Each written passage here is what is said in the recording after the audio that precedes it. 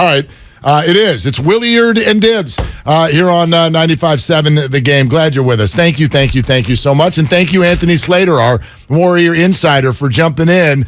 Hey, Anthony, what's going on? Is Jordan Poole going into the starting lineup full-time or what? What's the deal? Let's cut right to the chase here. No, he is not. All right, there you have it. Yeah. Klay Thompson will stay in it, which, I mean, you can view that politically or whatever. But, the reality, that starting lineup is, remains one of the best five-man units in basketball. I mean, every metric says they still are, dominant. They do need to figure out how to, unlock Poole to a greater degree off the bench. But, he ended the last 3 rounds of the playoffs coming off the bench last year and was fine. So they just need to find combinations that fit him better. And I do think that they are attempting to do that now with JaMychal Green as the backup 5. Lamb's going to play more. He can shoot it. Just space the floor a little bit better for him. And then start him when Klay sits, which is going to be one night of every back-to-back. Yeah, so, I was kind of tongue-in-cheek with the question, Anthony. I guess the better thing is when you see a performance like that, I know we're nowhere close to this, but is what you just said in ink for the rest of the year, or at what point could there be a discussion? I think it is in ink. Playoffs is where you probably come to tougher decisions. But Klay Thompson's just physicality is needed in playoff series. You saw it in the finals last year against Jaylen Brown and Jason Tatum. You need a 6'7" dude who can body up some of the bigger wings in the league, which Poole isn't. But depending on the series, you could put Poole in for Looney if you feel like you need to go small. You could put him in for Klay, I guess, theoretically. I remember last year before the playoffs, Wiggins was struggling, and the thought was maybe you have him in the starting lineup for Wiggins. Now that conversation is gone. But Poole's got to play 30 minutes. He's got to be able to lead that second unit because he's basically the non-Steph minutes. He's the second best playmaker on the team. So he needs to be, and he is being paid very well, or at least will be next year, to lead those units. I think the conversation maybe we could have is closing lineup. If it's a night where Klay's clearly off, and there's been plenty of them early, you close with Poole instead of Klay. That's probably the tougher discussion, but the one on a night-to-night basis Steve Kerr can adjust to depending on how Klay looks. And do you think that the whole notion of the starting lineup, is it Klay in a comfortability, or is it Klay with more of an ego thing? Because he hasn't come off the bench since his rookie year. Is it more Klay wants the status of being a starter, or is it more comfortability for him? I think it's all of the above. I think that also, he's in many ways proven he works within the lineup. He needs to get going more, but they're fine starting games, right? They're up 10 to start every game. So it's working. So to me, there's not some, huge urgency to change it. It's just they need to get him going. And to me, that's different than changing up exactly who's on the floor right to start the game. Maybe changing lineup combinations again, as I said, closing lineup type things, but Klay's a prideful guy. To your original question, Klay does not want to come off the bench. That's just the reality of it. Anthony Slater with us here on Willard and Dibs, talking Warrior basketball. Okay, what do you make of the Wiseman move? And Anthony, to the best of your ability, what do you think they're really thinking right now? They're really thinking that he needs a long stint to jumpstart his career, and it cannot come with the Warriors because they can't play him right now. He drags every lineup down. They have a 124 defensive rating with him on the floor.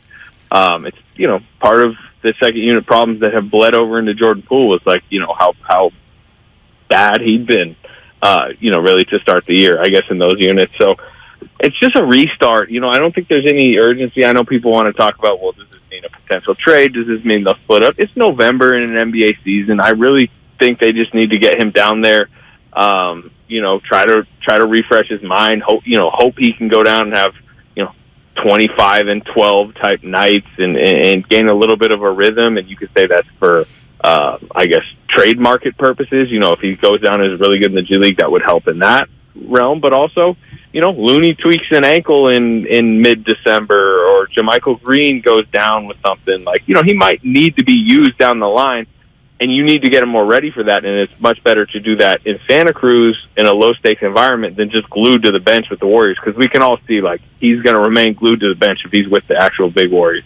And is it a question of confidence, or is it more about fit for Wiseman right now? Because it seems more and more like it's becoming apparent that maybe the way he goes about playing doesn't fit with the Warriors' style of basketball.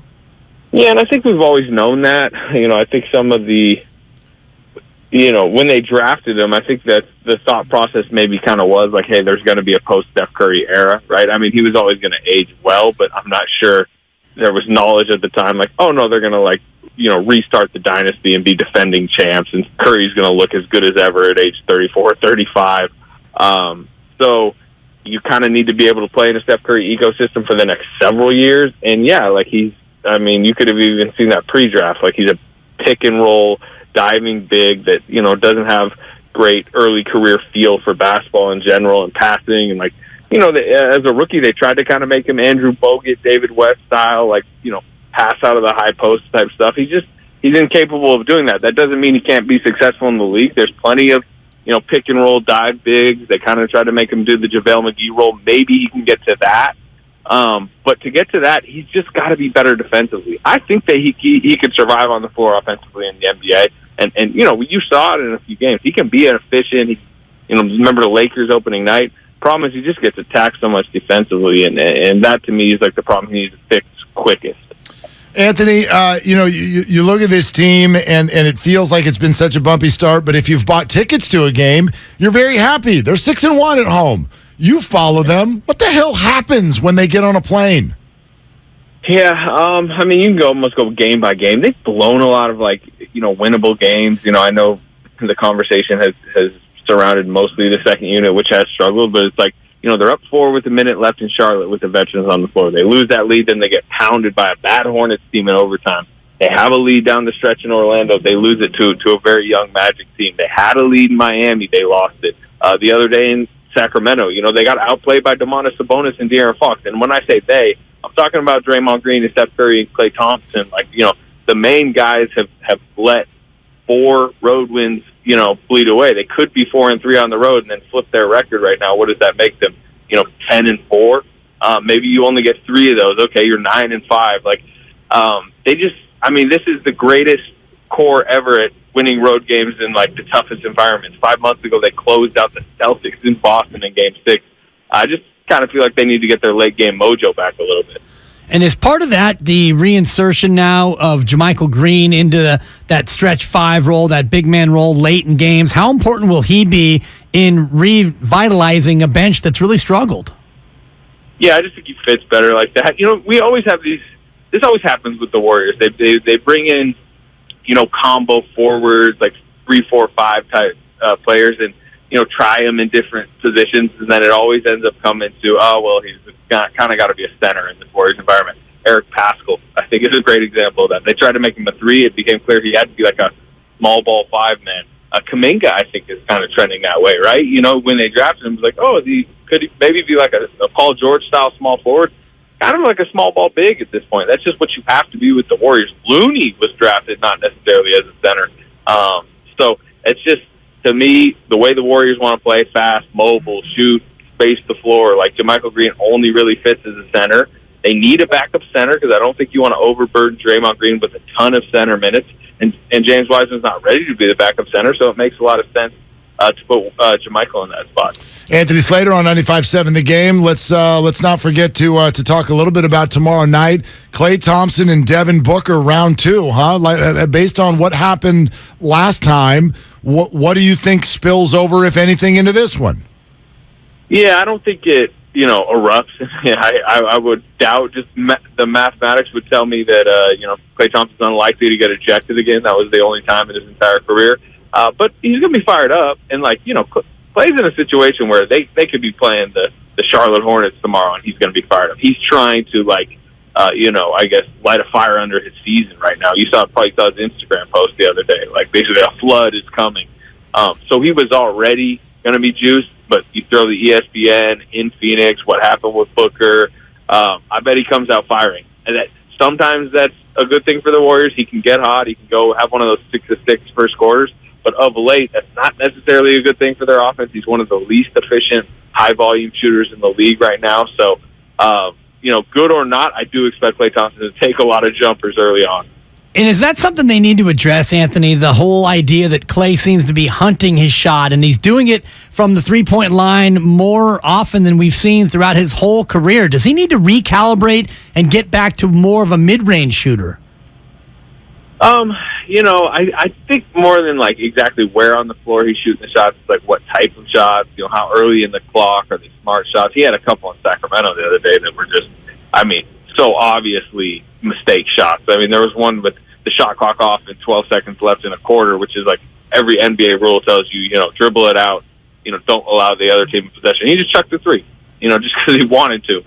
Those are the type of shots that, they got to, get out of him. But this is what happens when he's pressing. They went through this when he came back last season. Remember the first 15 or so games, he was shooting like basically a shot per minute. It's all about getting shots within the flow of the offense. Sometimes that is the 18-footer. If it's the three, that's fine, but make sure generally catch and shoot within the flow of the offense. Don't, like you said, go hunting. There's been a few where they kick it ahead to him in transition, and they're kicking it ahead to just kind of get flow going, and then he just pulls like 20 on the shot clock. He's shooting a 30-footer. It's like, okay, you probably considering the percentage you're shooting right now, probably shouldn't take that, but he's trying to summon Game 6 Klay at all times, it seems, and it's kind of hard to break that out of him.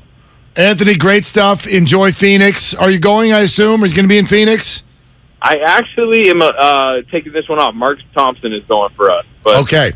Yeah. All right, perfect. Well, enjoy doing what the rest of us are going to do and enjoy watching the game then. And thank you very much. All right, fellas. All right, there he goes. Anthony Slater Slates. on Slates.